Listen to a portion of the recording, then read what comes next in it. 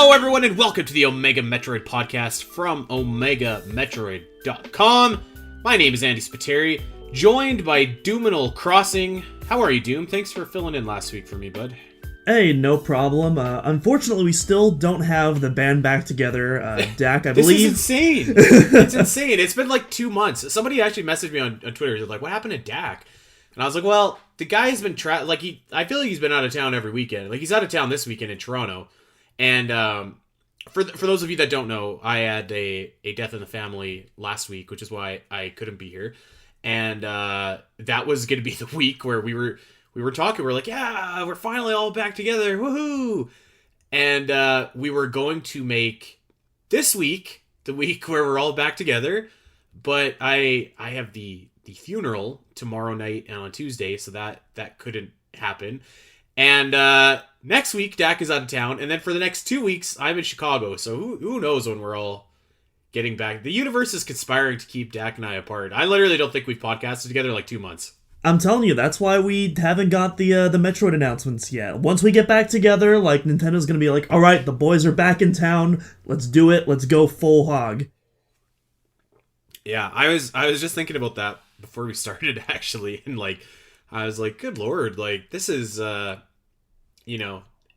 it's just the day that we record. But, like, for me, like, weekends are my go-to time to record. And then we can release it on Tuesdays. But yeah, something just hasn't been jiving with everybody's schedules, but it's a good thing that we got you around, Doom, our utility player, if you will. Well, at least for the summer. Once we hit the end of August, then weekends are going to be, once again, very difficult for me to get some free time in. But, we'll cross that bridge when we get there. Yes, we absolutely will. And yeah, we're going to have a good show today. We got a few topics to kick around, including a mini review of a mini direct. And then we're going to jump back into SAMUS'S Percentages, which was a big hit for this podcast. We did big numbers on that show. Obviously, people like the format, so we're going to be going back to that this week. But actually, before we even talk about anything else, I want to throw out there something, Doom. I have been playing this Metroidvania called Ender Lilies on Nintendo Switch. This game is awesome. It's like really, really fun. And I'd heard some good things about it, and I picked it up. It was on sale, and it still might be on sale, actually, right now. But I picked it up. Great Metroidvania. Probably more Vania than Metroid, but if anyone is looking for something to, scratch that itch, Ender Lilies, really fun. Maybe we'll do an Inspired by Metroid on it. We can talk about it in depth in the future at some point. Yeah, I never heard...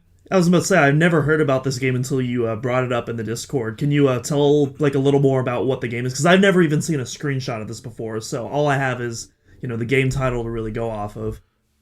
Yeah, so it's kind of Castlevania-esque in terms of its presentation. And it's it's a solid, fun Metroidvania.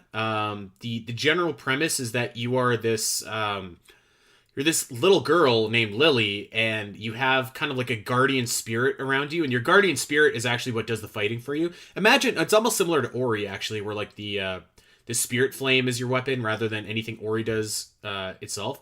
But so it's kind of like similar to that, and you're in this gothic kind of world that's been ravaged by something called the Blight.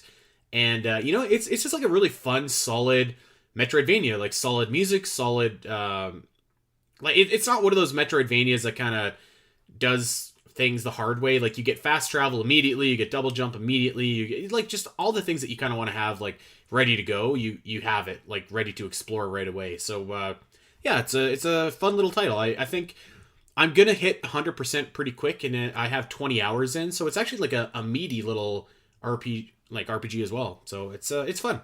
Okay, gotcha. And you said it was on sale. How much was it when you bought it recently? So it was, I want to say like $20, I think Canadian, something like that. Okay. It's regular $30, so it was about 33% off. So you're probably looking at like $15. So, much worse ways you could kill 20 hours than yeah, that's not a bad way to spend $15. I actually, I just bought, A Plague Tale Innocence on sale recently on the Xbox store, so I might be playing through that very soon. But I still have a mountain of backlog, including some other big Metroidvania titles such as Hollow Knight, which I'm doing my first playthrough on. I'm going to start streaming that soon because I really enjoyed what I've done so far, and I was like, you know what? This is going to make a really good streaming game, so I want to invite everyone else into that once I start doing that as well. So look forward to that in the future. That'll be fun. Oh, dude. I streamed Twilight Princess for 6 hours yesterday. I saw that tweet and I could feel the rage coming off of your tweet just typing that out. Oh my god. It was miserable. It was so awful, but let's not talk about that.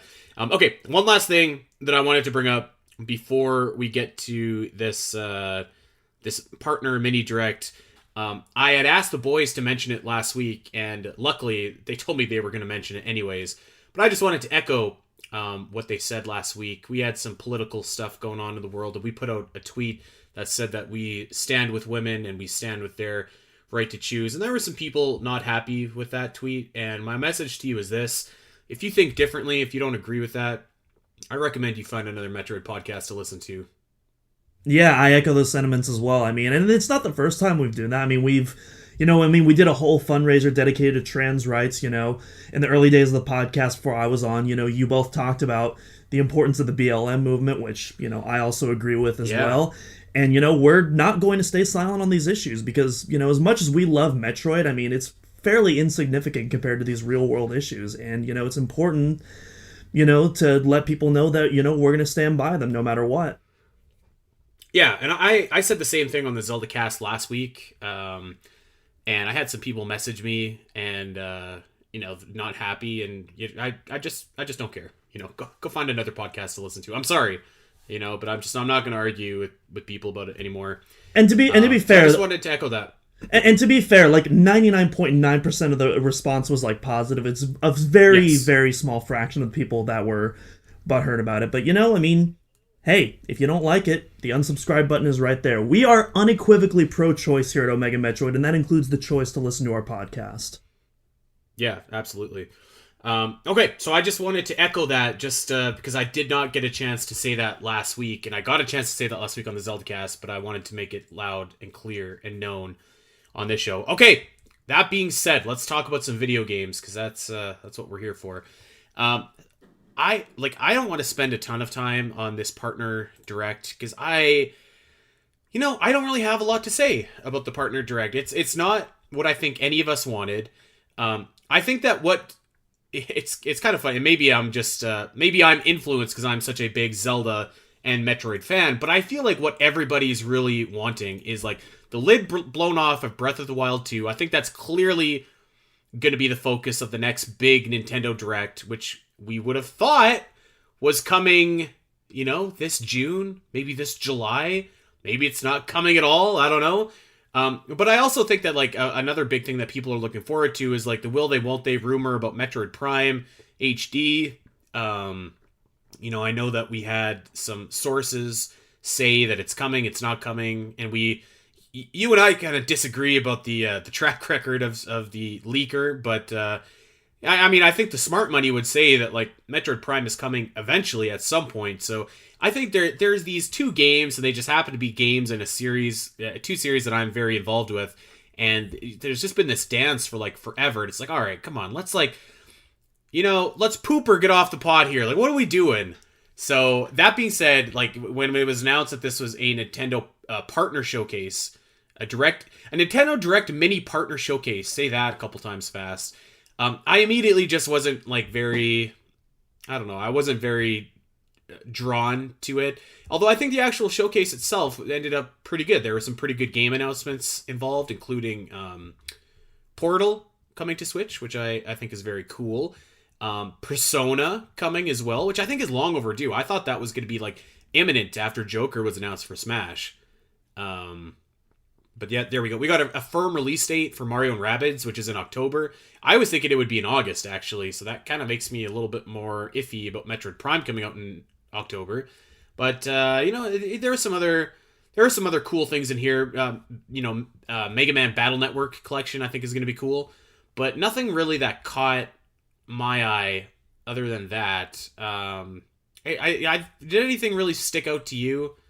Doom? Actually, I know one game did, but did anything else? I was about to say, we haven't talked about the announcement of the show. So first of all, like, you know, I pretty much echoed, like, the same sentiments regarding the Direct last week, so I won't repeat too much of that. But basically, yeah, for a partner showcase, I thought it was pretty solid. Obviously, nothing is going to replace even a mini General Direct.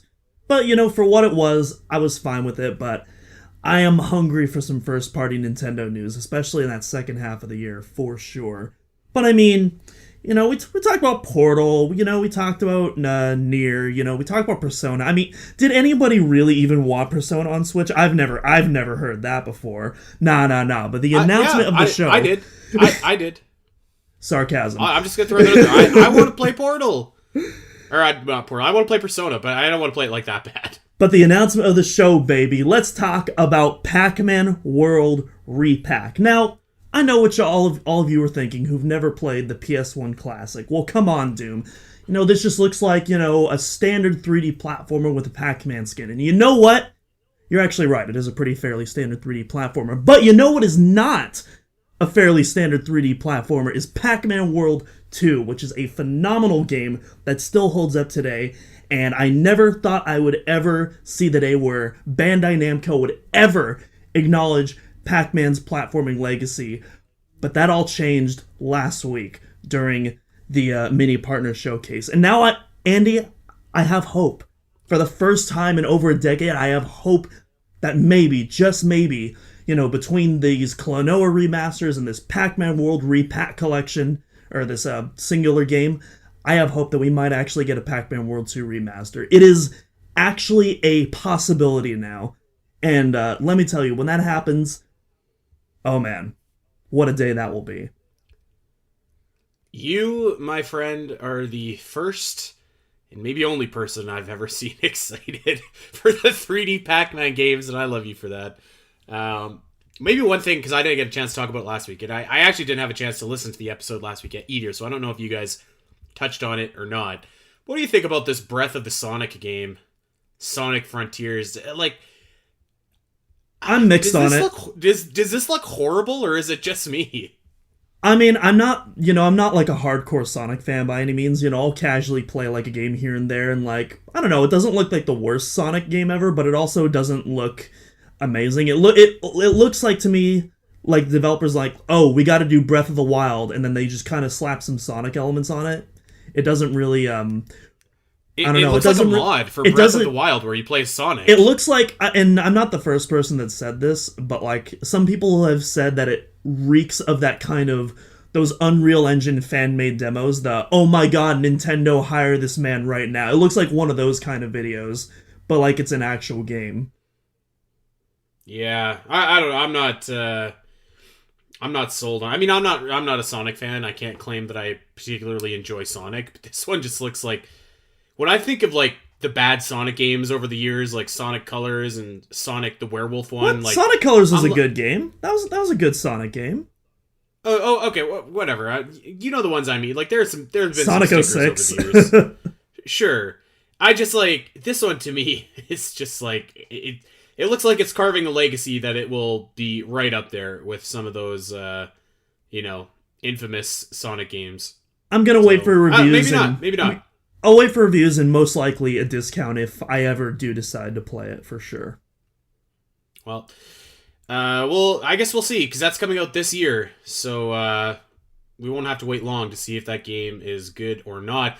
But let's talk about some Metroid, because Lord knows that we have nothing to talk about in the world of Metroid right now, because they refuse to give us this Nintendo Direct that either says that Metroid Prime is coming or isn't coming. And I think there's actually a decent chance that Metroid Prime 4 was shown as well in this hypothetical Direct that never happened, as we talked about in our prediction episode. So let's just drink our sorrows away, so to speak, and talk about Metroid Prime 4 and Metroid in general with some Samus's percentages. And the premise here is simple. I will read a statement, and then Doom and I will give a percentage, 100% being absolutely, completely going to happen, 0% being no way, never going to happen ever. about the statement coming true or not coming true. So everybody understands how this works. Doom, are you ready? Let's go. All right. So I think that this is a very, very interesting question, and we were debating this in our Discord earlier this week, and I was kind of playing devil's advocate here, and I think I'm going to do it again. So here we go. Metroid Prime 4 will take place directly after Metroid Prime 3 / Federation Force. 0%. And again, we were talking about this in the Discord. 0%. Yeah. Wow.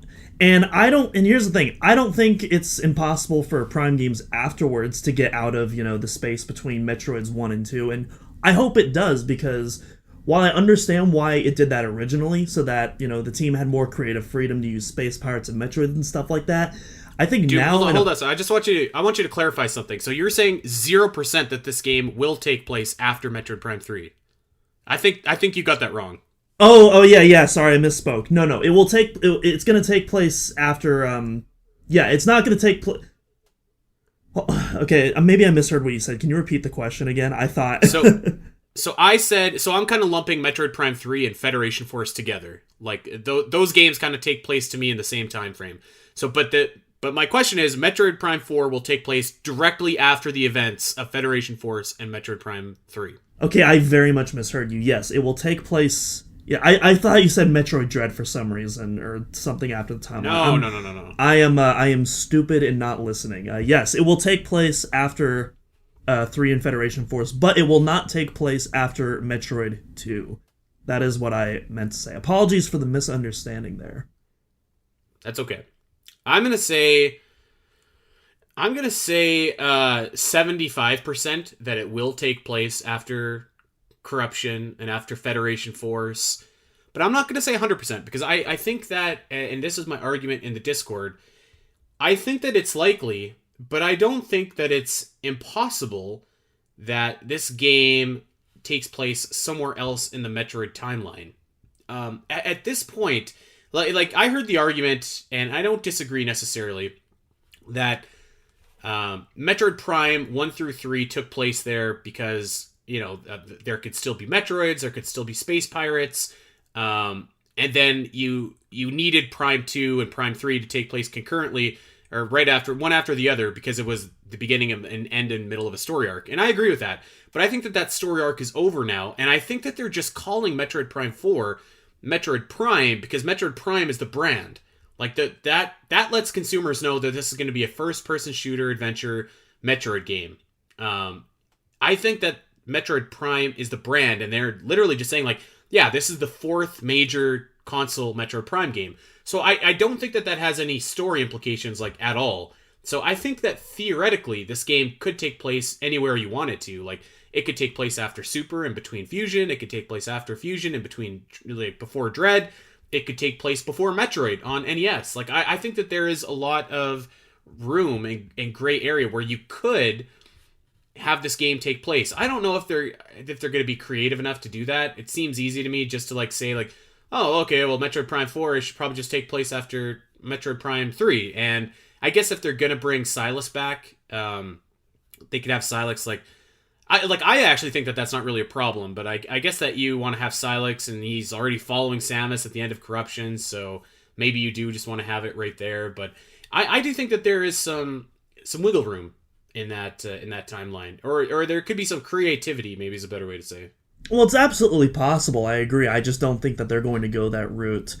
And I think one of the biggest hurdles is just because you have two completely different story teams working on both of these series. It's not like I kind of wish that there was like one overseer for both the mainline and the Prime series, kind of like with Zelda. You have Eiji Aonuma and Shigeru Miyamoto who kind of like oversee everything that's going on.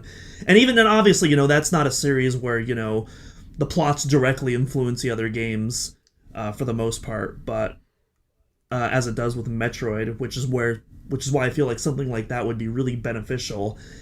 And, especially because, you have Sakamoto that's kind of doing their own thing, and then you have Tanabe-san who's doing their own thing as well. And in order to not contradict each other's timelines, I feel like they both just prefer to like keep in their own spaces of the universe, and that gap between Metroids 1 and 2 is like where the least significant story threads happen. Once you get to Metroid 2 onwards, there's like big things that will impact every mainline release. You know what I mean? Yeah, but I don't think I'm buying that though, actually, because if you went back to the development of Prime 1, you might just say like, oh, well, this is going to take place at a completely unrelated time. It's going to take place at the end of Super or something like that, and like they kind of picked like an arbitrary time between Metroid 1 and 2, but they made it a completely self-contained story that didn't impact the events of Metroid 2 at all. So like, I don't think that, like, for example, I think that they could totally do the same thing, and like, we're going to start our game in between Super and Fusion, and we're going to have this story, and it's going to be a self-contained story, Metroid Prime 4, and it's going to take place in between Super and Fusion, and maybe there's Metroid Prime 4, 5, and 6, and that's like a trilogy that takes place between then. But I think in the same way that Metroid Prime's story was kind of like a self-containing trilogy, they could do the exact same thing with Prime 4, 5, 6, whatever they decide to do. So I see what you're saying, but I think that it's like, I think we forget just how arbitrary it was. Like, they just picked that time, and there didn't seem to be any like rhyme or reason to it. Just that's what they picked. So, well, the reason they picked it is because they specifically wanted to use Metroids and space pirates. Because by the end of Super Metroid, most of the main space pirate forces are defeated. Obviously, you have the last Metroid that we knew of at the time, at least, that was killed by Mother Brain. And I mean, you're absolutely right, though. It is arbitrary, but that precedent has now been set, and every single Prime, both mainline and spinoff, has been put in that gap. And I don't see that changing yet. I could see that maybe changing in the future, but not with Prime 4, with how, much setup there's already been. Even if there are only a couple of post-credit scenes, I feel like it's...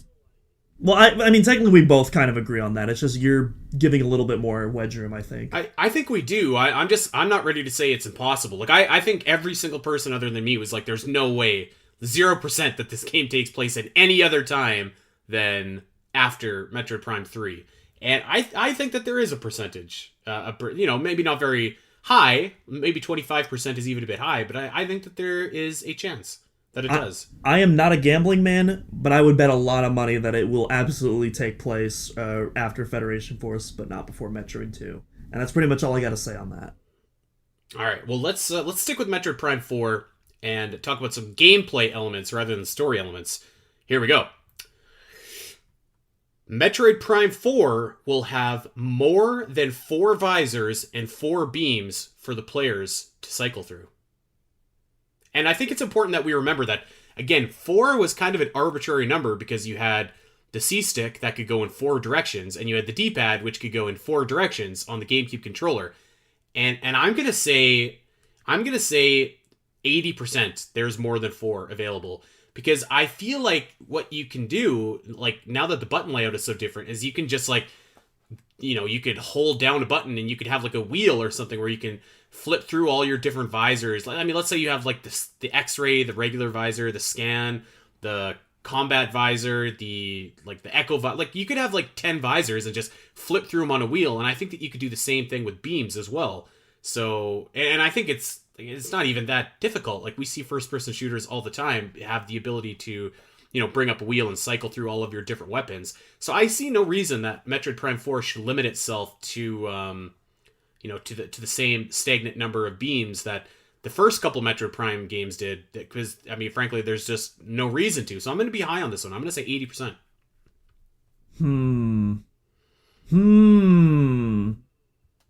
I don't know, I'm torn, because honestly, I could see it going either direction. Like, I think those are very compelling arguments that you bring up. I could also maybe see them going in a direction where it's like, hey, instead of making a bunch of beams that might or might not hit well, we could just focus on quality over quantity and have 4 awesome beams that we know are fantastic, rather than 8 to 10 beams where maybe half of them are like really good player choices. And so I don't know, that's a tough call, but I think I'll join you. I think I'll bump that to a 51%. I'll put that just over a 50. Ooh. I'll nudge it just over the 50-yard line there. Okay, I like that. Taking a stand. All right. I hope that comes true. I hope it does. But I also could see like someone at Nintendo just being like, 5 beams? How could we do 5? 4, you know what I mean? So, all right. Last Metroid Prime 4 question here, and then we'll move on to some other stuff. And you're gonna like this one, and you can go first. Admiral Dane makes an appearance in Metroid Prime 4. Oh, what a glorious day that would be. God, I hope so. That would be incredible.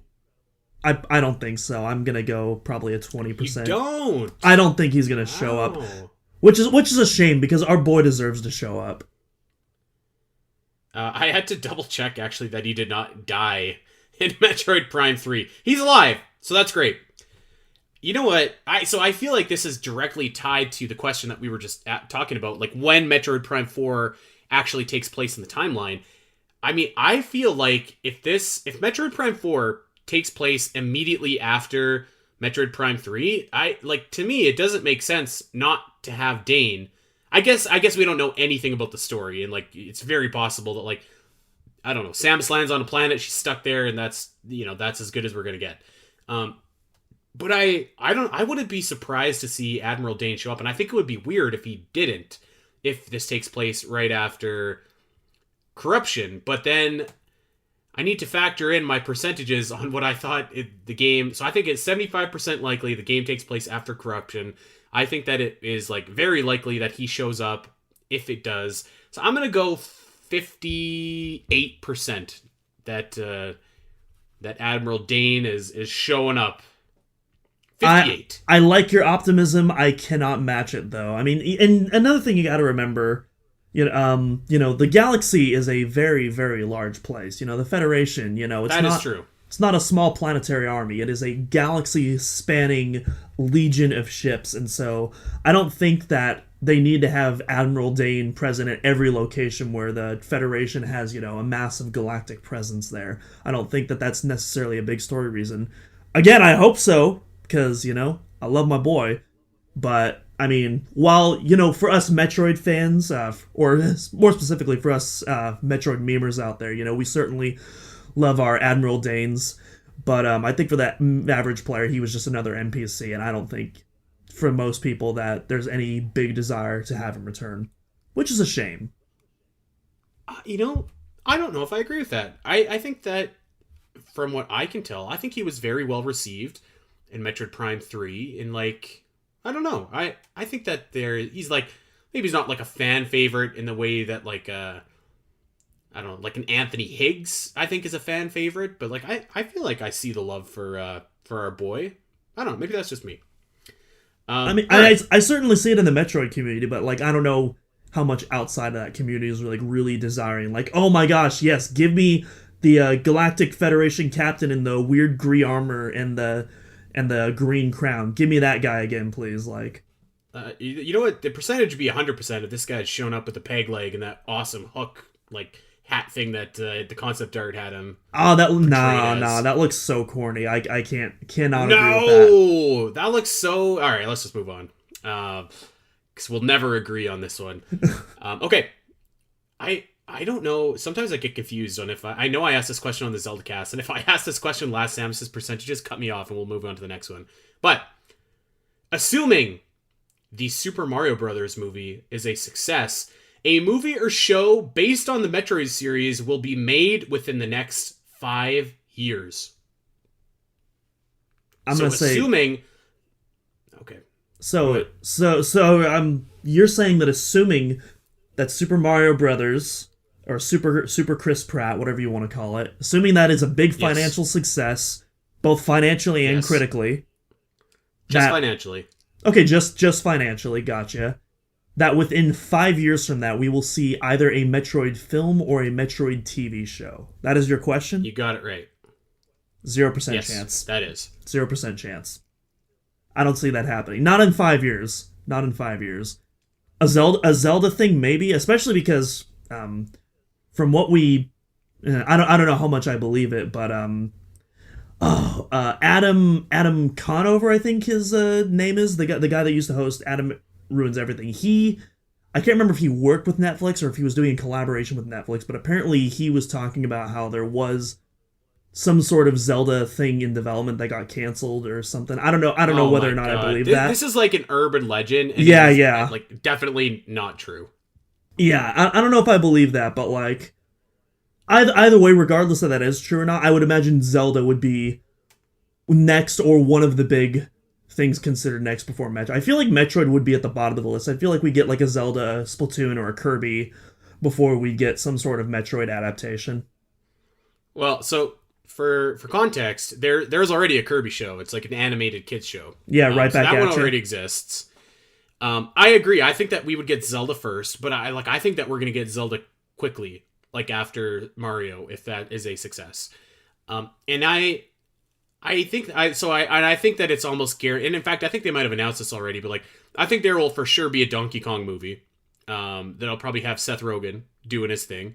And I could be wrong. They might have announced this already, but I'm not sure. So I think it's gonna go Mario, Donkey Kong, and then Zelda. And then we already have a Kirby show. We already have Pokemon. I think that you make a good point about Splatoon. That could definitely be a movie that comes out. But I wouldn't say there's like an awful chance for Metroid. Am I going to go over 50? Definitely not. But I do think that it's something different. Something... I think it might be... I would rather a movie, but I think it might be a better show. Like, it might have a better time reaching its intended audience as a show. I could see them doing something akin to, like, The Witcher, or... I don't think they'd go like the animated Castlevania route, but like I could see them doing something like The Witcher, where it's kind of like a Monster of the Week show, slight overarching plot. I don't think it's impossible. I don't think it's super likely. I'm not like a black and white guy. I don't think I'm ever gonna give a 0 or 100, but I think that I'm gonna say like 15% chance, because I don't think it's impossible. I think that I think that Metroid stock is on the rise, and what better time, if not now, then when? And maybe the answer is never. But yeah, I don't know. Maybe I'm optimistic, but I'm gonna say 15%. See, I would give like a 15% on, if this would be a possibility in general, but within the next 5 years, if the Mario movie is a success, that's where I'm like, I don't know about that. Can I clarify one thing too? Because I actually like I should have clarified this. I'm not suggesting that the movie will be like out within the next 5 years, but they'll like announce that they're making it, or they'll announce that they're working on it. I should have clarified that. I'm sorry. That okay, that does it. Maybe I'll give it a 1% chance instead of a 0% chance. Okay. Okay. Well, you know how I just said that I'm not like a black and white kind of guy, and that I don't believe in 0% or 100%. This next question might challenge that, actually. Here we go. And you answer first.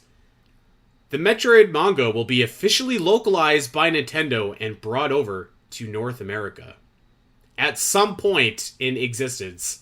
There's no time frame on this. At some point, the Metroid manga will be localized and brought over to North America.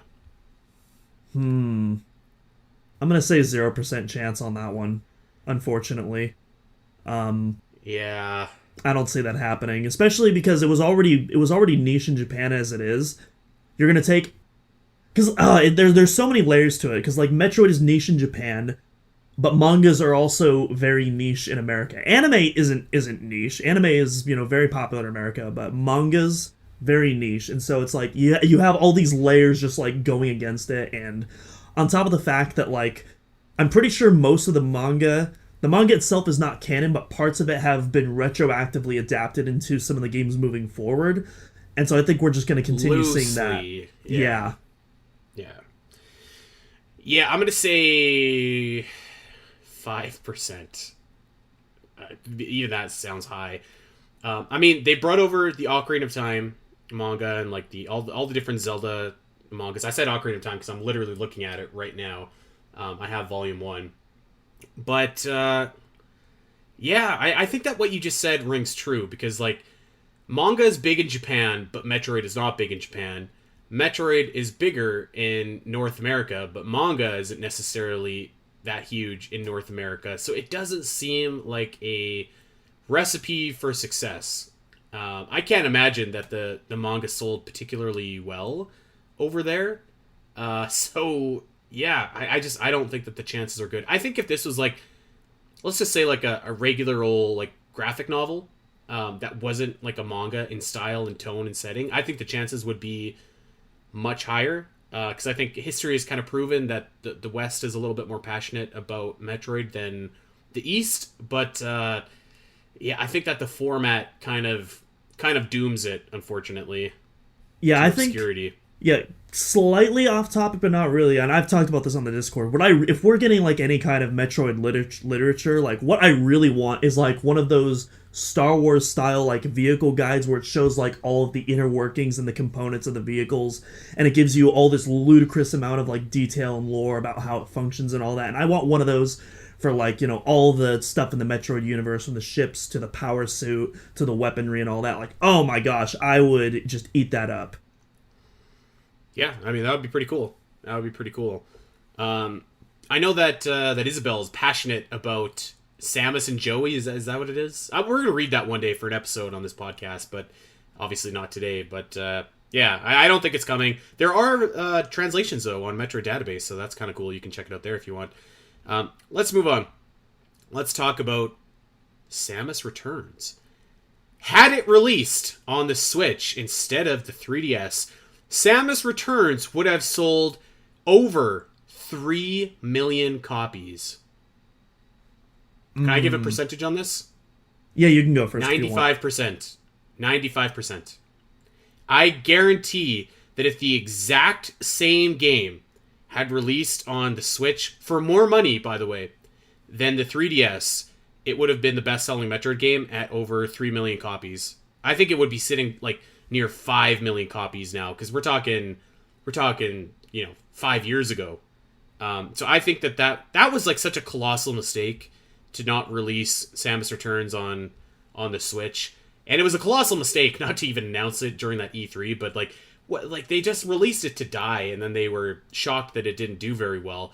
And it's funny because I really, really believe that if this game would have released on Switch, the exact same game, 3 million plus, easy. So I assume we're talking like lifetime sales, not like where lifetime sales. Yes. Yeah, I'm gonna echo those same sentiments with a 95%.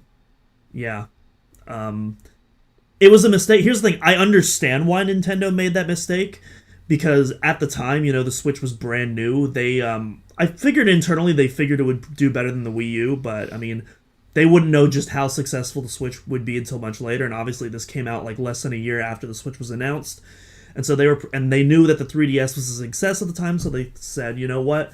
We'll keep, we'll set some laurels here with the 3DS. Part of it was Metroid. There was Hey Pikmin. There was one of the Mario and Luigi remakes. I think there was a Fire Emblem remake as well that year. And so, you had a fairly balanced lineup between the Switch and 3DS that year. But I mean, unfortunately, the Switch hype it was instant. The second that thing came out, and I mean, it was largely due to Breath of the Wild. Like, Breath of the Wild really, I feel like, is responsible for carrying the Switch to where it is today. At least that was like the foundation that started it. And, just instantly when that thing came out, it just completely took over the conversation. And like every person who had any mild interest in the 3DS just pretty much dropped off at that point. And, the Metroid curse, it stuck its head out once again. Yeah, I feel like I'm going to push back again. And just... There's evidence to suggest that Nintendo, like, when they're at the end of their console lifespan, I think the theory is always like, oh, well, we have, like, all these consoles or whatever sold, so, like, if we release the game, even though we have a new console that's either already out or imminently coming out, like, people will buy a lot of it. And I think that is true on, like, PlayStation and Xbox, but, like, there is so much evidence to suggest that, like, that is just not true with Nintendo products. Like, I mean, nobody bought any Wii games after, like, the year 2010, right? Like, yeah. Like, anything that came out in 2011, like, forget about it. You had 100 million Wiis out there. Same thing with the N64 and the last days of that. Same thing with the last days of the SNES. Like, Donkey Kong Country 3 came out and Super Mario RPG came out right when the N64 were coming out, and those didn't do particularly well. I mean, like, even maybe a bad example because the Wii U was such a bomb, but like even like Breath of the Wild, like you'd think that if you owned a Wii U, you'd probably want to get this Breath of the Wild game, but it's sitting at like 1 million copies sold on Wii U, and this game sold like 25 million copies. So I just say it was such a bad move to put that game on the 3DS, which clearly was, you know, just on the way out and on the way down. Well, I'm not saying it was a good decision, because like I totally agree with what you're saying. Like, you know, hey, you know, Nintendo, you have a pattern with this. You know, you should learn from this eventually. Like at the very least, like, you know, because I remember Fire Emblem Warriors, like that was co-developed for both 3DS and Switch. Like if they did that with like, you know, a few of those 3DS games like Samus Returns, like I feel like that would make more sense, even if it meant that it came out like a year later instead of, or even 2 years later, frankly. Then I think that would be a worthy investment. But I mean, you know, unfortunately, it is what it is. Hopefully, we'll get a Samus Returns HD port someday. I'm not sure what the maybe that's a question that's coming up, and I can answer that. Who knows? Yeah, maybe. Well, I'm having a sense of deja vu. I don't know if I asked you point blank this on the last Samus percentage or if we've just talked about it, but here we go. A Metroid Fusion remake will release before Metroid 6. Have we talked about this before? We definitely talked about this, I remember. I feel like we did too. Yeah. Okay, let's skip this one then. Sorry, I thought I deleted all the other ones that we did before. Okay, well, how about this? Let's go back to Metroid Prime 4.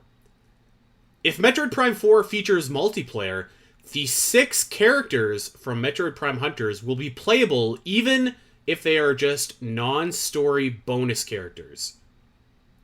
I'm going to say 5% on this one. I'm going to say 5. I feel like if we ever see them again... Okay.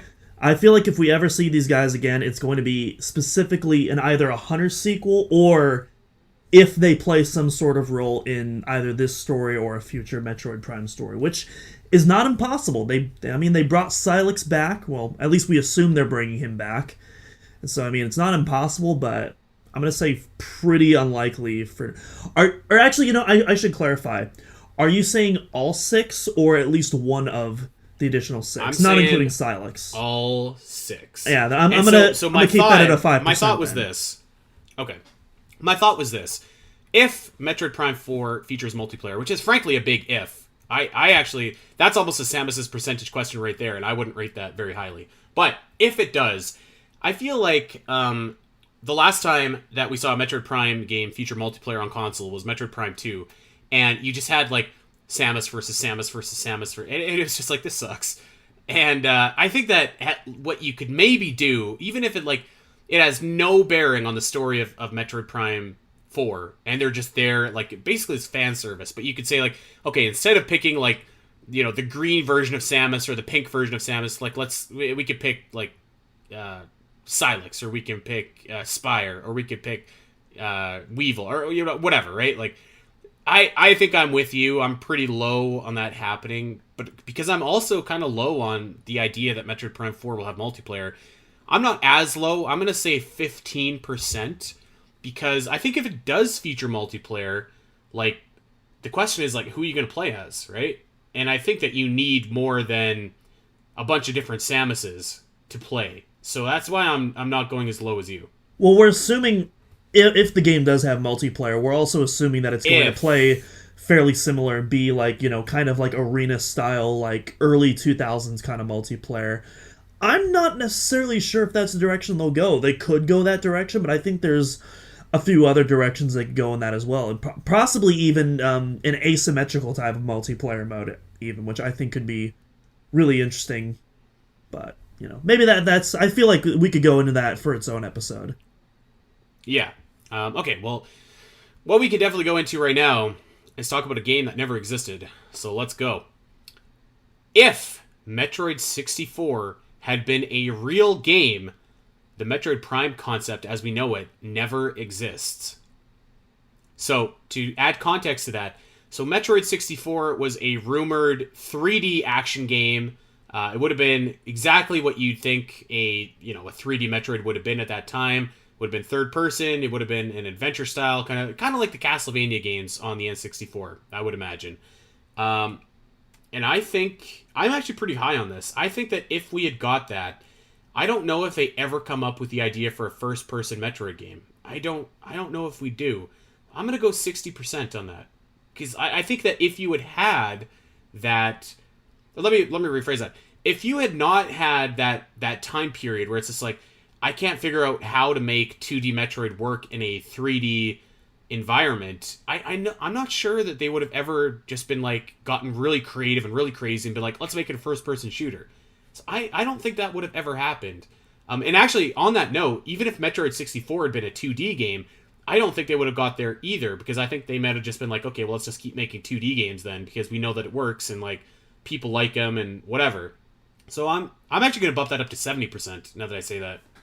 What say you, dude? I'm gonna fairly agree with your sentiments, actually. The only reason I'm not going 100% is just because obviously we do not live in this timeline. And personally, thankfully we don't live in that timeline, because Metroid Prime is wonderful and I'm glad we have that. But yeah, I have to agree, because I don't think, first off, if we got Metroid 64 and it did good enough, I don't think we'd be seeing Metroid handed off to Retro Studios in the first place. The entire reason that was handed off was because the whole reason that was handed off to American developers, because Nintendo noticed, well, one, this is particular appearing to people in North America and Europe.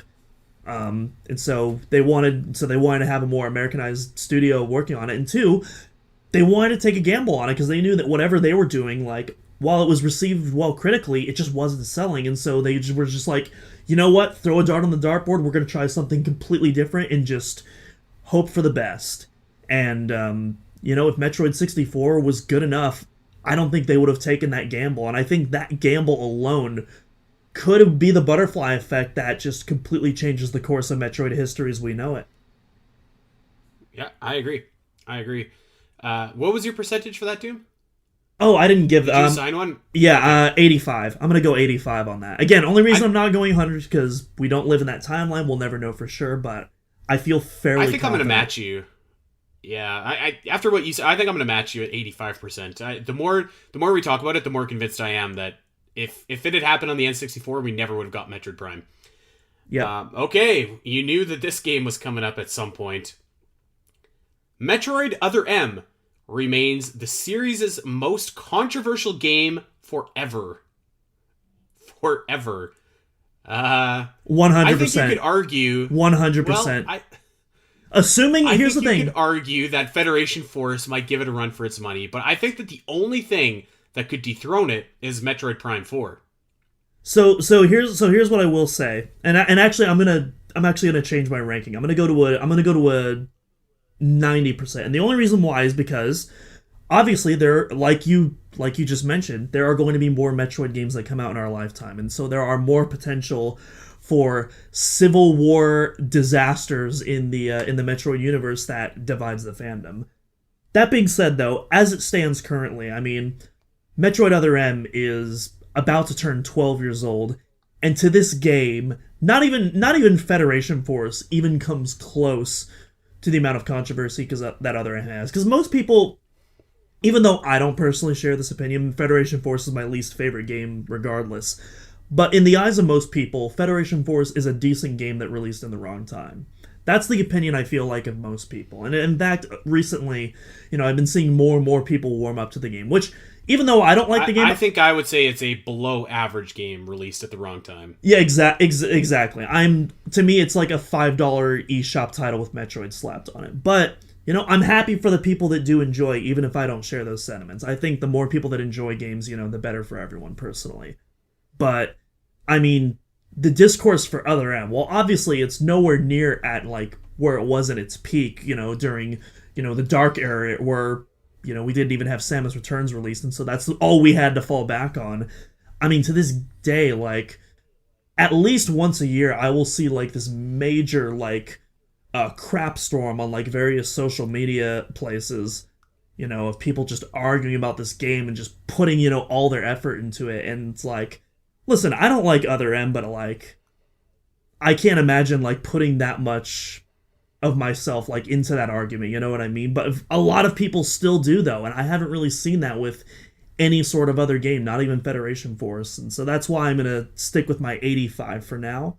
But, again, there's going to be more titles that come out in the future. There's certainly a possibility that there could be another topper.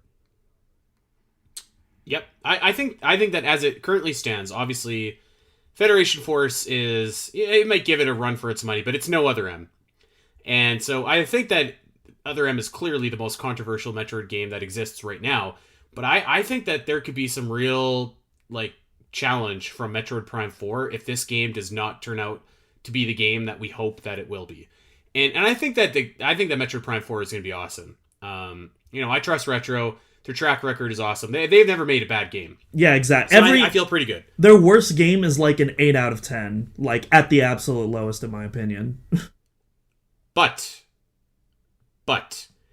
if they release a stinker of a game and it's like the story is bad, the game is bad, and then you factor in the excruciating wait for that game and there's no payoff to that, I think that could give Other M a run for its money if it was like that bad. I don't think it'll be that bad. Yeah, I don't disagree with that theory. With all the anticipation and the waiting, if it turned out that bad, yeah, I could definitely see it rivaling Other M. But I mean, like you said, I think that the story would also have to be like really bad too. I think that everything would basically have to go wrong. Like the story would be awful. The gameplay would be awful. The performance would be awful. And I think I just trust Retro Studios enough to like not do that. So I think that basically they would have to release. There's obviously a lot of Metroid games that are going to be coming out, but I think I would say like 80% confidence that Other M is going to exist on its own in terms of controversy within this series. They would have to release the first build of the game that was scrapped for this to happen. I feel like. Well, and I mean, like, it's not impossible. Like, you guys are more Halo fans than I am, but, like, from everything I've seen, like, Halo Infinite is terrible. And, like, just not a very well-made game. And I think that will be Halo Infinite controversial. Is different. Halo Infinite is different, in my opinion. Because, like, Other M, like, it's not a buggy game. It's mostly just the controls that are wonky, and obviously the story. I mean, we could go on. I mean, there's been literally two whole episodes I actually dedicated think it's to the story. That's the controversial part. I don't think controls have anything to do with it. So, like Halo Infinite, like they do a little bit, but not much. I think it's a story that makes that game so reviled. But like with Halo Infinite, like the thing with that game is it's more just like the game feels like it's held together with duct tape. I feel like my Xbox is going to explode every time I load that game in. And then on top of that, there's just like a bunch of like lacking content features that were like mainstays in like ever since like Halo 2 even, that just aren't in Halo Infinite. And it's the classic, release the game in its broken state or unfinished state, and then we'll slowly patch it in later. The live service model that, I'm not a big fan of. Which is a horrible business practice. Yeah. That's just, say what you will about Nintendo, but they release, generally speaking, quality finished products. Yeah, although I think that sports Mario titles Soccer aside. Yeah. Anyway, last thing I want to say before we move on about this is, like, I actually think that if they release, let's say, Metroid Prime 5 and that game really sucked, that wouldn't be a contender. But if they release Metroid Prime 4 after all these years of waiting and the restarted development, and like I think that if it was just like god awful, it could contend with Other M. And there's always going to be games that come out in the future that maybe the story is just completely tone deaf and wrong and whatever. And but yeah, I think that Other M is probably pretty secure in that position. So I'm going 85%. Yeah, not many other titles have, like, a legendary status of being so divisive. Yeah, I don't even know if it's divisiveness. I think, like, almost everybody rejected that game. So, all right, let's talk about a game that nobody rejected, actually. Here we go. We will see Metroid Prime Pinball eventually get ported to a console or phone or something. Oh, I want it so bad, but I have to give it a 5% chance. Oh my gosh, how amazing would it be if, like, as a free bonus with the Prime remaster, we got, like, a Prime That's kind of what I was thinking. That would be so hype. That's why I'm going 10%, because I think that if they added that to, like, Because, like, to me, if it's just Metroid Prime and it's like, yeah, dual analog and like, yeah, some of the textures look a little bit nicer, I'm that's to me just like, geez, that's expensive for like, a full, because it's gonna be full price. But if they threw in something like Metroid Prime Pinball as like a little carrot or something like that to hold us over, I think I would be a sucker enough to be like, okay, I like that, great. I would unironically lose my mind whether it comes with Prime Remaster or not. If they actually ported Prime Pinball, I would actually like lose my mind. I would scream so loud if they actually did that. Well, but I don't see it happening. The title didn't sell well at all. It's a very it's a niche spin-off in a niche series. Like, well, the mistake was that it was a full price 3DS game, or a DS game rather. Like, this thing should have been like $5 to buy, and it should have been a mobile game when Nintendo was really big in mobile a couple years ago. And I bet you it would have done quite well if that was the case. And even if they re-released it a couple years ago when, like, we were getting Animal Crossing and Pikmin and Fire Emblem and like all these Nintendo mobile games, if they would have released Metroid Prime Pinball, I think it would have done quite well. I'm gonna pitch something to you. Check this out. Imagine one of those free Switch online multiplayer titles like the Tetris 99, Pac-Man 99, Metroid Prime Pinball, Battle Royale 99. All these pinball tables battling out together. You get these power-ups that can mess with the other players' pinball tables, and you're just trying to survive. You don't want to lose all your lives, and it's a fight to the death. And then the last one standing is fun. The winner. Yeah. It's perfect, right? It's perfect. But you know what? Like, I think it's going to be, if it ever happens, to reiterate, I'm going to say 10%. But if it ever happens, it's going to be in a scenario like that, where it's like a free online game, or like it's packaged with Metroid Prime, or like they release it for $2 on the Google Play Store or something like that, right? Like, yeah, it's never going to be a standalone release, no. No. I hope that happens. I think that would be great. I would be super hype. I'm 100% down. Nintendo, if you're listening, you're not, but if you are listening, just do it.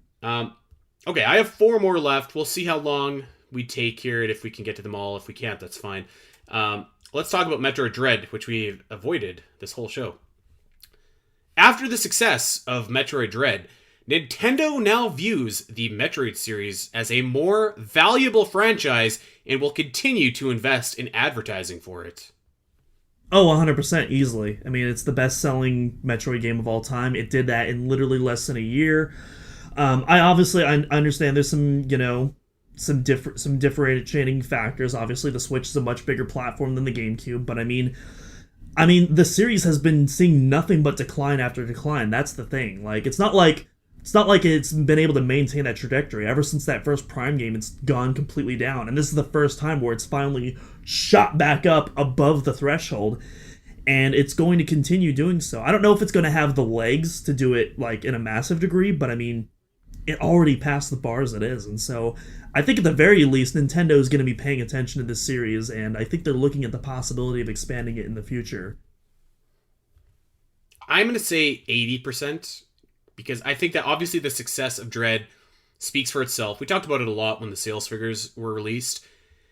Part of me is a little bit worried that Nintendo is going to be like, oh, it didn't sell 3 million in its first, whatever, how many couple months that was. And I guess part of me is always just worried that, like, Nintendo's like, oh, well, this series should be doing better, and they don't understand why it's not.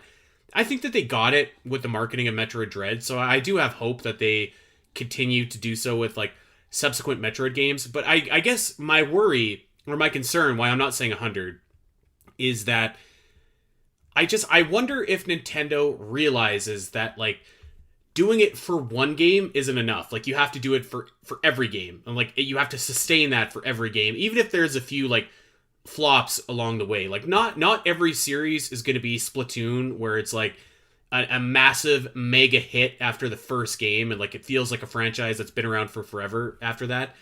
I think that they just have to realize, like, we need to keep investing in this and keep building it, because they're certainly not there yet, and I think they're on the right track, and I think that they know that they're on the right track, but my only worry would be that they're impatient, I guess.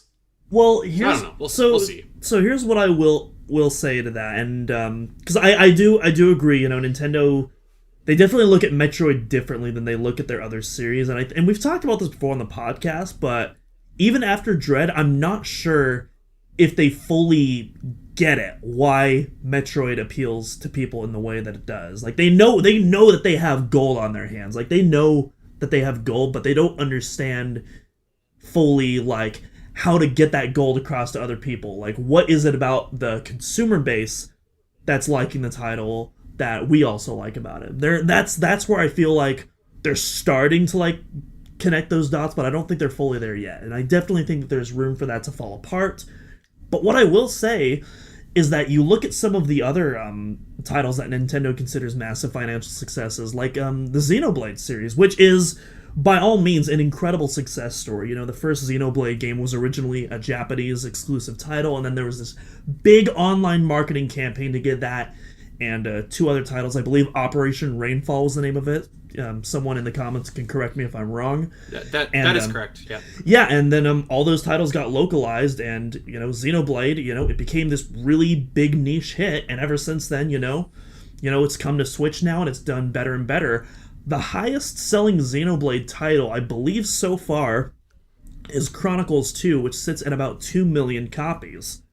Which again, like, that's a huge success for that game. It literally went from 0 to 2 million. That is insanity.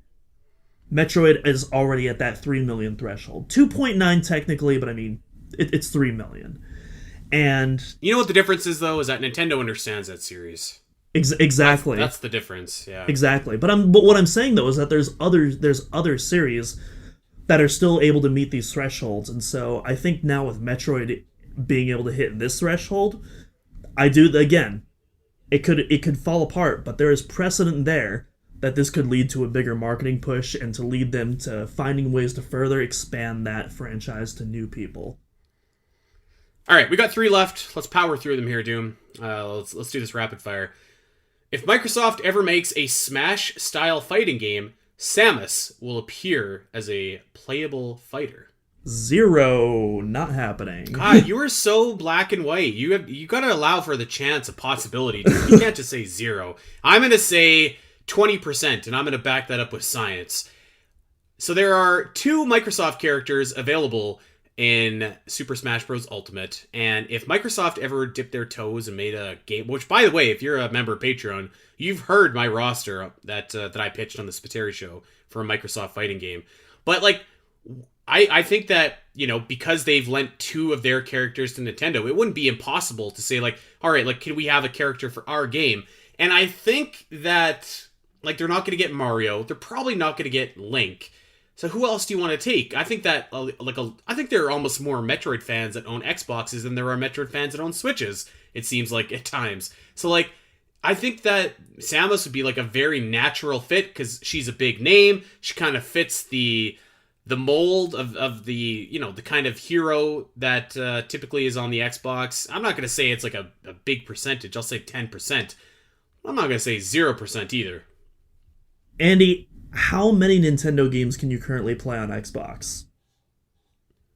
It wouldn't be a Nintendo game.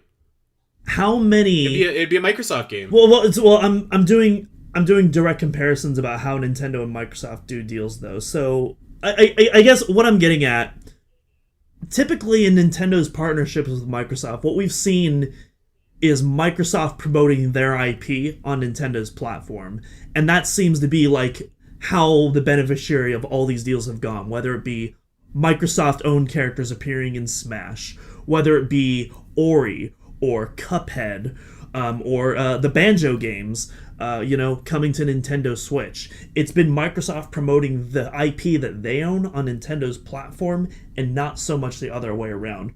Could this change in the future? Absolutely. I mean, leadership is constantly going to change as, the company continues to move forward, and maybe there's a leadership change where they decide to take a risk and not outsource, but I don't know what the word, allow Microsoft to promote Nintendo's IP on their console. I mean, is that a possibility? Sure. I do not see that happening just because that precedent has yet to be set. as far as I understand. Because even like Soul Calibur 2, like you can only play as Link on the GameCube version. Like even if you go on stuff like that, or in Rocket League where they have the Mario and Samus themed cars, even though that game is cross-play, those skins will only show up in the Nintendo Switch version. For all the other players, those will just look like regular cars. And obviously, Nintendo is the only company out of the big three that don't have a skin in Fortnite. You know, Sony, Microsoft, they got their mascots in there, but there's no sign of Nintendo. I don't see that happening. And if it did, it wouldn't be for a long time, I think. You know what? To use your logic against you, Mr. Crossing, what if this hypothetical Smash-style game was released on the Xbox and the Switch, and then Samus was kind of a bonus Switch character? I could see that happening. I can see that happening. You know what? The chances are low. We're really pushing this scenario right here. But in that scenario, I could see that being a possibility. You will once again gravitate me from a 0 to a 1%. All right, good. I don't want to hear zeros anymore. I want the possibility. I like being definitive. I want to know the possibility exists. I like being definitive. Well, we might as well, instead of calling this Samus's percentages, we might as well just call it Samus's yes or no.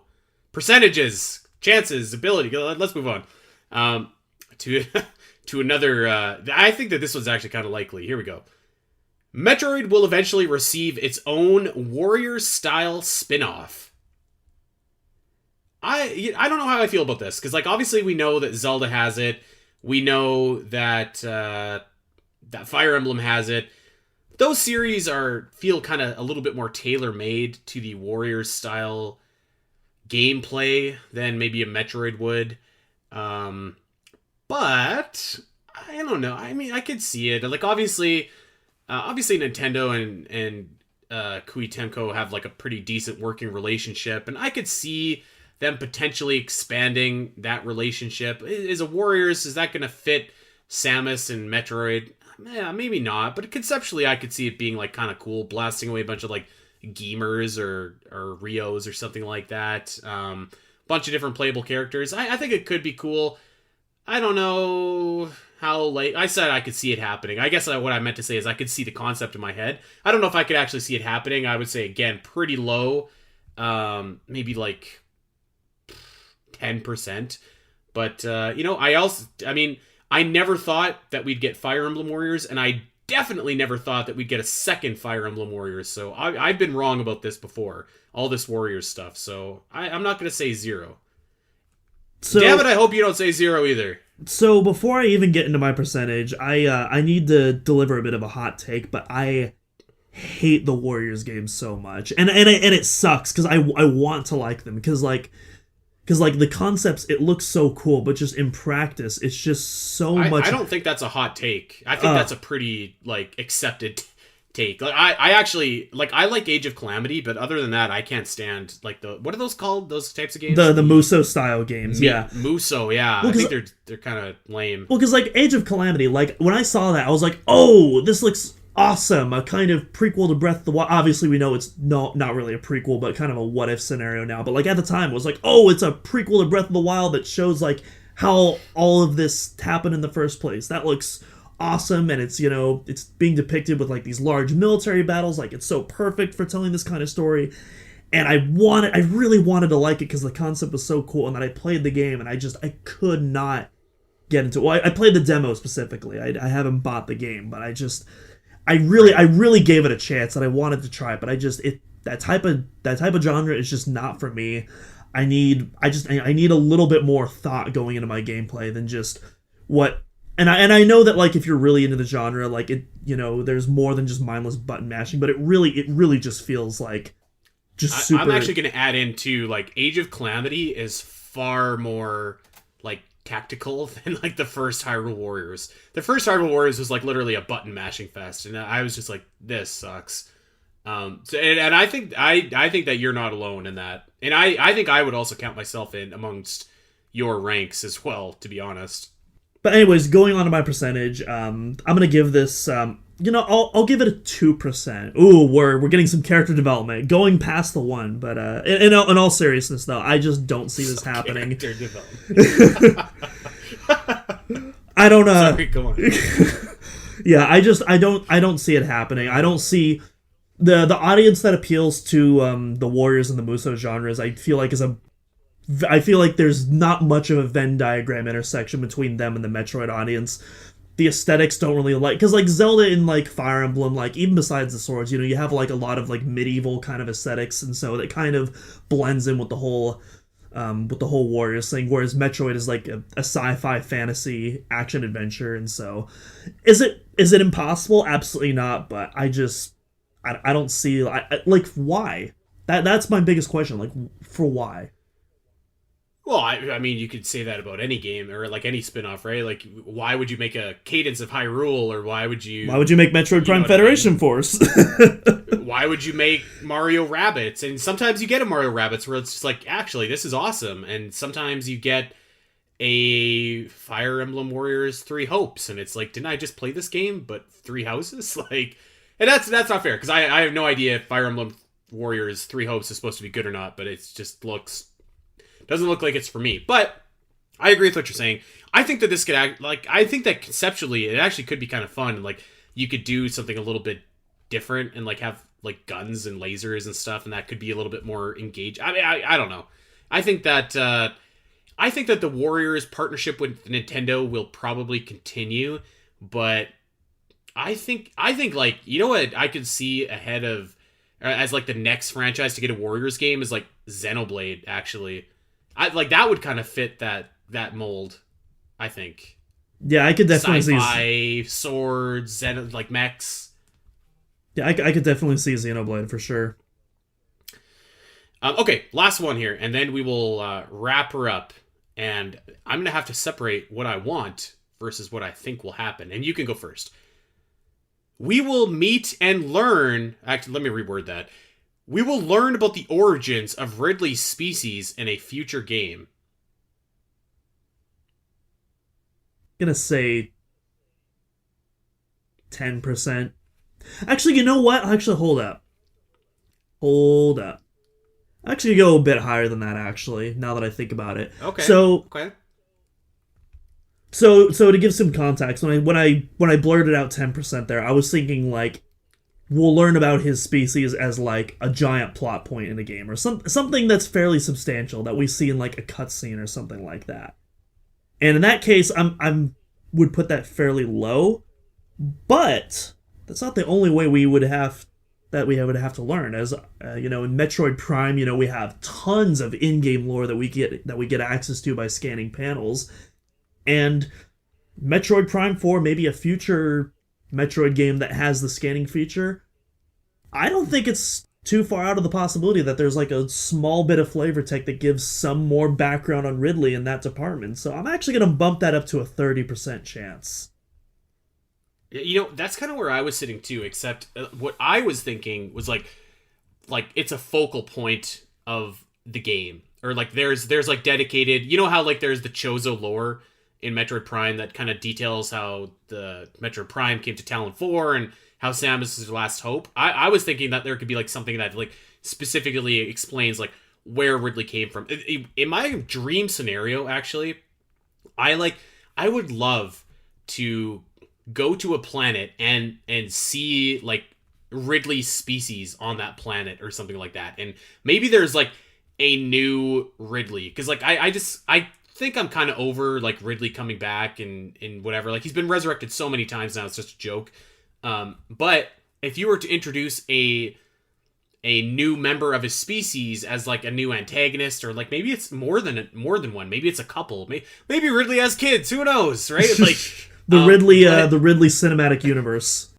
Yeah, but like I think that would be kind of cool to like learn more about where Ridley came from, learn about his species. Is there other species like him out there? Like, imagine that could be a focal point of a Prime game. Like, our best warrior ever, our general, is dead. We have to go replace him, and we like, what better way to do that than the planet where Ridley originally came from? So I think that could be like a really cool, compelling story. Now that's what I want. What do I think will happen? Yeah, I'm thinking about 30% sounds about right.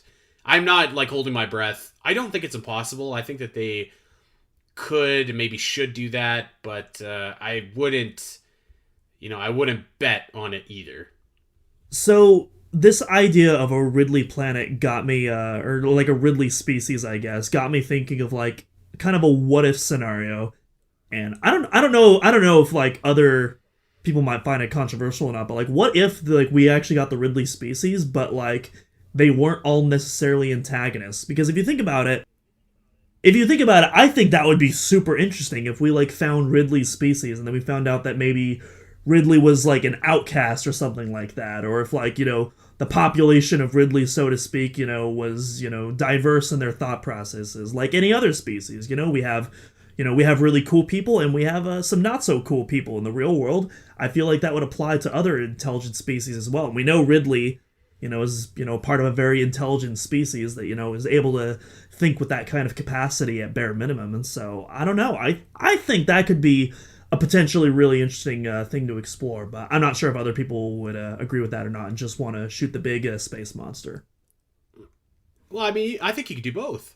Like, I think that you could, have a showdown with the big space monster, but make it mean even more, because now the big space monster has backstory, motivations, insight, all that stuff. So, yeah, I think that I would like to see that happen, but I don't know that it will. But I think that could be a very good, like, I think the storyline of like the space pirates, what's left of the space pirates, is desperately looking for, a replacement for Ridley.